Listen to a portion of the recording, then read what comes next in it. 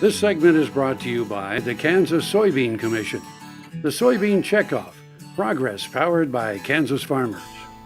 I'm Popelka, Vice President of Legal and Governmental Affairs for the Kansas Livestock Association.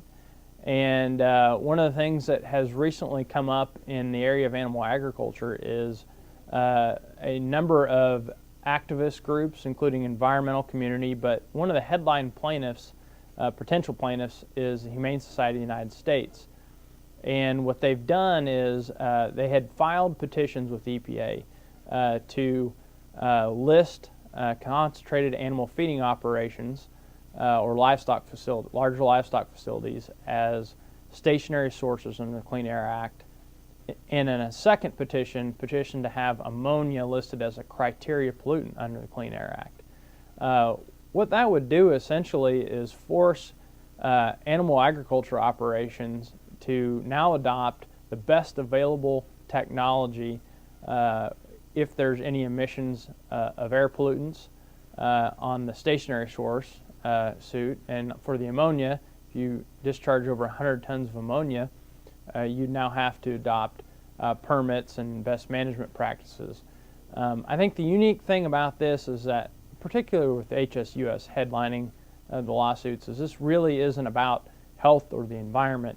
This is solely about HSUS and their anti-animal agriculture push. The real goal here is to try and force animal operations to break apart. Unfortunately, as we look at this, one of the things that it would probably do is actually force out the smaller producers as margins tighten to try and comply with some of these control technologies, and basically force operations to get larger, which ironically is the opposite impact HSUS is trying to force.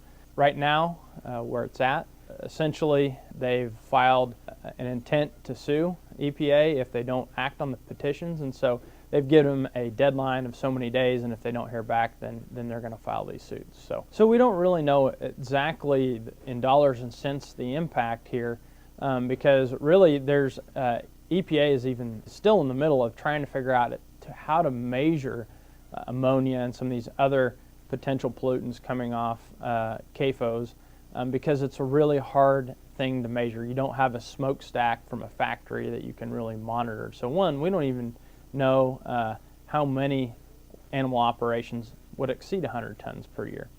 And then that gets to the next problem of what kind of technology is out there that you could really employ to do this. When you look at feed yards especially, because it's over a large surface area, very diffuse, any kind of technology would be very, very costly. And I think one of the things we're concerned about at this point is EPA has been known to engage in what's called sue and settle, where they essentially almost invite some of these environmental groups to sue them, and then after a few weeks settle on something that the industry itself can never really rely on, and essentially kind of moves the environmental agenda forward without any meaningful input from industry.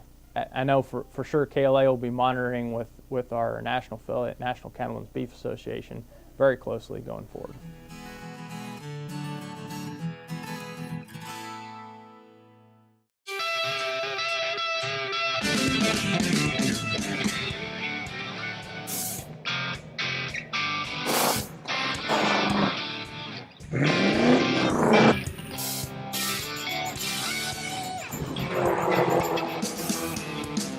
This is the fast track to more jobs and America's energy independence.